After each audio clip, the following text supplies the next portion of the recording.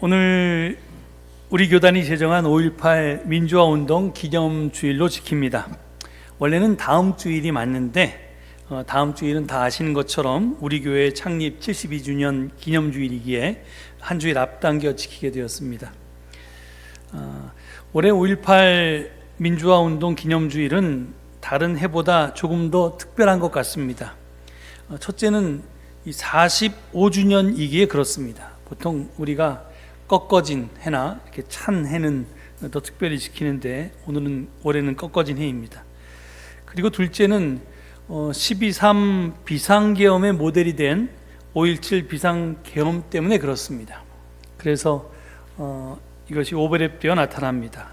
세 번째는 80년 5월 광주를 다룬 장편 소설 소년이 온다를 집필한 한강 작가가 노벨 문학상을 받은 이후에 처음으로 맞이하는 5.18 민주화운동 기념주일이어서 그렇습니다. 한강 작가는 소년이 온다를 쓰는 동안 과거가 현재를 돕고 있다고, 또 죽은 자가 산 자를 구하고 있다고 실제로 느낀 순간들이 있었다고 밝혔습니다. 이 말은 마침 이 말을 한 시기에 우리 12.3 내란이 겹쳐서 일어났기 때문에 그 내란의 시기에 우리에게 예언이자 계시 같은 말이었습니다. 12.3 계엄의 밤에 국회로 달려가 맨몸으로 장갑차를 멈춰 세우고 또 맨손으로 무장한 군인들을 제지하던 시민들의 행동은 1980년 5.17 비상계엄 전국 확대에 항거해서 분연히 일어섰던 5.18 민주화운동을 기억하고 그 독재에 참혹한 역사를 되풀이하지 않겠다는 결연한 의지의 표출이었습니다. 또 계엄군과 경찰들도 내적 충돌을 일으키면서 최대한 소극적으로 움직였는데 이 역시 5.18 당시 신군부의 하수인이 되어서 역사의 죄인이 되었던 선례가 있었기 때문이었다고 생각합니다. 이렇듯 시민들의 적극적인 저항과 군경들의 소극적인 임무수행 덕분에 국회는 신속하게 비상계엄 해제 요구를 결의할 수 있었습니다.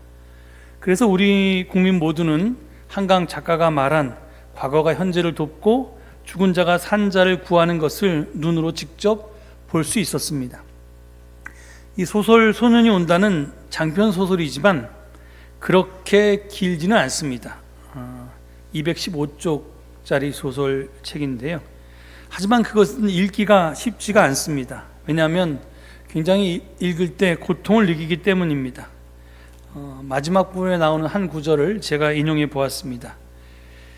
작가가 자기 어머니와 작은 어머니가 나누는 대화를 이렇게 귀동냥에서 들었던 장면을 옮겨 적은 것입니다. 부엌에서는 작은 엄마들이 엄마와 함께 음식을 만들며 속삭이듯 이야기를 나눴다. 유방을 칼로 갈랐다요. 시상에. 뱃속에서 아기를 끄집어냈단 말도 있어라. 시상에 뭔 일이단가? 재작년에 희영 아가씨하고 손봤던 사람 말이여. 왜 기억중학교 수학선생 있었자는가? 사람 괜찮았는디 우리하고는 인연이 안 됐제. 그 사람 아내가 이번에 잘못되었다네. 만삭이었다는디 집 앞에서 남편 기다리다가 아기 엄마는 총을 맞고 이미 죽어버렸는디 뱃속에서 아기는 살아갔고 몇 분을. 이런 구절이 나옵니다. 이거 말고도 수없이 많은 장면들이 나옵니다. 이렇듯 소설 소년이 온다는 80년 5월 광주에서 벌어진 잔혹한 학살의 참상을 정면으로 마주하게 합니다. 하지만 광주의 열흘은 지옥만은 아니었습니다. 천국이기도 했습니다. 시위에 직접 참여하지 않은 시민들과 어린 학생들도 주먹밥을 만들어서 나누었고요. 또 부상자들을 돌봤으며 피가 부족하면 기꺼이 헌혈에 나섰습니다. 광주는 철저히 고립되었고 시민들이 무장도 했었지만 단 한 건의 약탈이나 절도도 일어나지 않았습니다. 12.3 비상계엄이 발발했을 때 마침 한강 작가는 노벨 문학상 수상을 위해서 스웨덴 스톡홀름에 있었습니다. 현지 시각으로 12월 7일에 한강 작가는 스웨덴 할리몬에서 빛과 실이라는 제목으로 노벨 문학상 수상 강연을 했는데 그 강연 중에 이런 말을 했습니다. 쿠데타를 일으킨 신군부에 저항하다 곤봉과 총검, 총격에 살해된 시민들과 학생들의 사진이 실려 있는 책에 그 훼손된 얼굴들은 오직 인간에 대한 근원적인 의문으로 내 안에 새겨졌다. 인간은 인간에게 이런 행동을 하는가? 나는 생각했다. 동시에 다른 의문도 있었다. 같은 책에 실려 있는 총상자들에게 피를 나눠주기 위해 대학병원 앞에서 끝없이 줄을 서 있는 사람들의 사진이었다. 인간은 인간에게 이런 행동을 하는가? 양립할 수 없어 보이는 두 질문이 충돌해 풀 수 없는 수수께끼가 되었다. 12살의 어린 소녀가 서가에 거꾸로 꽂혀 있던 광주 사진첩을 우연히 발견해서 어른들 몰래 읽은 후에 품게 된 의문들은 이런 것들이었습니다. 인간은 어떻게 이토록 폭력적인가? 동시에 인간은 어떻게 그토록 압도적인 폭력의 반대편에 설 수 있는가? 우리가 인간이라는 종에 속한다는 사실은 대체 무엇을 의미하는가? 이 질문은 먼 훗날 노벨 문학상 수상자가 될 한 작가의 평생의 화두였을 뿐만 아니라 우리 기독교가 그 뿌리인 유대교 때부터 묻고 대답해왔던 질문이기도 합니다. 이는 한강 작가가 노벨 문학상 수상 강연 중에 다음과 같은 말을 했던 것에서도 확인할 수 있습니다. 인간의 잔혹성과 존엄함이 극한의 형태로 동시에 존재했던 시공간을 광주라고 부를 때 광주는 더 이상 한 도시를 가리키는 고유명사가 아니라 보통 명사가 된다는 것을 나는 이 책을 쓰는 동안 알게 되었다. 그렇습니다. 작가의 말처럼 80년 5월의 광주는 고유명사가 아니라 보통 명사였습니다. 힘을 가진 자들의 폭력과 그 폭력에 끝까지 저항하면서 인간의 위대함과 존엄함을 웅변한 사건이었기 때문입니다. 그러니까 80년 5월의 광주는 인류의 문명사를 축약해 놓은 모델이었습니다. 그래서 오늘 증언을 준비하면서 새하늘과 새 땅을 노래한 요한계시록 21장 말씀을 본문으로 골랐습니다. 지금부터 할 얘기는 여러분은 많이 들으셨을 텐데요. 사실 제가 이번 수요일에 한신대 신대원에서 5.18 기념주일 기념을 5.18 기념해서 채플에서 설교를 하기로 되어 있습니다. 그래서 학생들에게 무슨 광주 이야기를 가지고 무슨 이야기를 전할까 하다가 제가 늘 평소에 하던 이야기가 떠올랐습니다. 그리고 아까 방금 소개했던 이 광주가 고유명사가 아니라 일반 명사라는 이 작가의 생각이 저의 신앙의 화두와 일치했다고 생각했습니다.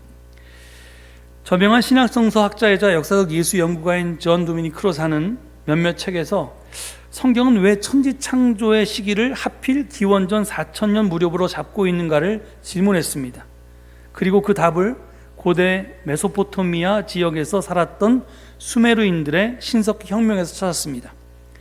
잘 아시듯이 신석기 혁명은 그때까지 사냥이나 채집 활동으로 식량을 구하던 인류가 직접 씨를 뿌리고 농사를 지어서 먹을 것을 마련하게 된 혁명을 가리킵니다.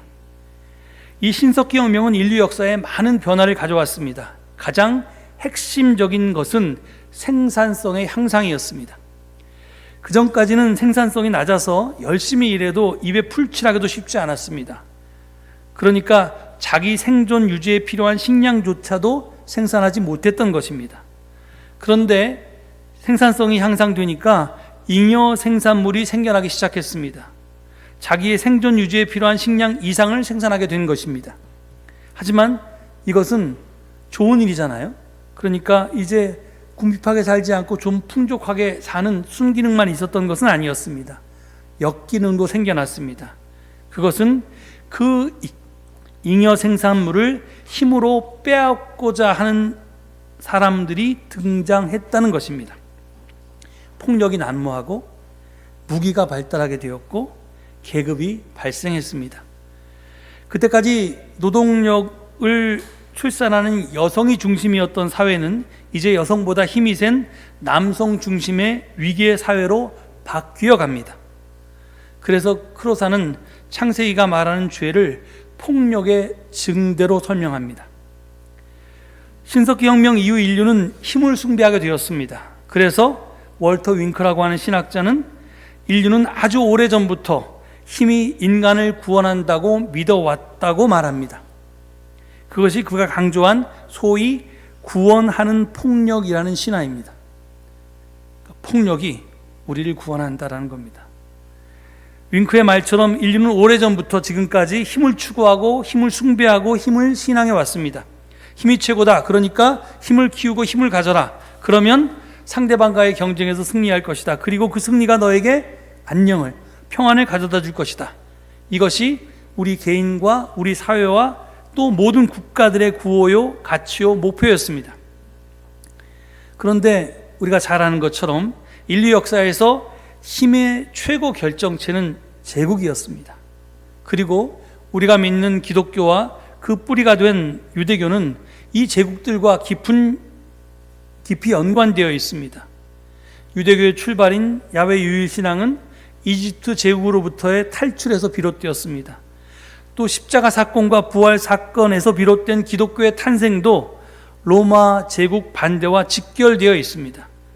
그러니까 세상은 힘을 추구하고 숭배하고 신앙해 왔지만 유대교와 그리고 기독교는 그렇지 않았던 것입니다. 물론 그런 경향도 유대교 내에 존재하고 지금도 기독교 내에 존재합니다. 하지만 원래는 그렇지 않았습니다. 유대교와 기독교는 종말론, 새하늘 새 땅, 하나님 나라를 믿습니다. 비록 용어는 달라도 그 용어들이 가리키는 것은 다 같습니다. 하나님의 뜻이 하늘에서와 같이 이 땅에서 이루어지는 현실을 가리킵니다. 종말론은 제가 늘 말씀드렸듯이 세상의 종말이 아니라 정의가 아닌 불의의 종말, 공평이 아닌 차별, 평화가 아닌 전쟁, 선이 아닌 악이 만연한 세상에서 그런 것들이 끝나는 것입니다. 하나님께서 지금은 비록 우리 현실은 그렇지 않지만 언젠가는 그 모든 것을 다 이겨내실 것이다. 극복하실 것이다. God will overcome someday라고 하는 그것을 소망하는 것이 종말론입니다. 즉 악의 종말, 불의의 종말, 억압의 종말, 착취의 종말, 폭력의 종말, 제국의 종말을 뜻합니다. 새하늘 새 땅도 죽어서 천국 가는 것이 아닙니다. 오늘 본문이 증언하듯이 거룩한 도성 새 예루살렘이 하늘에서 땅으로 내려오는 것, 하나님의 집이 사람들 가운데 있는 것, 하나님이 친히 그들과 함께 계시고 그들의 눈에서 모든 눈물을 닦아주셔서 다시는 억울한 죽음도 슬픔도 울부짖음도 고통도 없는 현실을 가리킵니다. 하나님 나라도 하나님의 통치가 하늘에서뿐만이 아니라 이 땅에서 이루어지는 현실을 뜻합니다. 간단히 말해서 우리 기독교는 정의가 그리고 사랑이 힘이 되는 세상을 믿고 추구해 왔습니다. 이에 비해서 세상은 언제나 힘이 정의가 되는 세상을 추구해 왔습니다. 철학자 강신주는 힘이 정의가 되는 세상에서는 사람이 님과 놈으로 갈린다고 통찰했습니다. 님은 놈을 개, 돼지 취급하고 2등 시민으로 열등하게 대우하고 종교적 죄인으로 대합니다. 하지만 정의가 또 사랑이 힘이 되는 세상에서는 모든 사람이 형제 자매로 존중받고 배려받고 대우받고 그렇습니다. 기독교는 모든 사람을 하나님의 존귀한 자녀로 인정합니다. 그런데 우리가 언제부턴가 예수 천국 불신 지옥을 주장하게 되면서 예수 안 믿는 사람은 배척하고 정죄하게 되었습니다. 우리가 의도하지 않아도 대동 세상이 아니라 차별 세상을 추구해 왔습니다. 차별 세상은 기독교가 추구하는 미래가 아닙니다. 우리가 거부하고 끝내야만 하는 그런 세상입니다.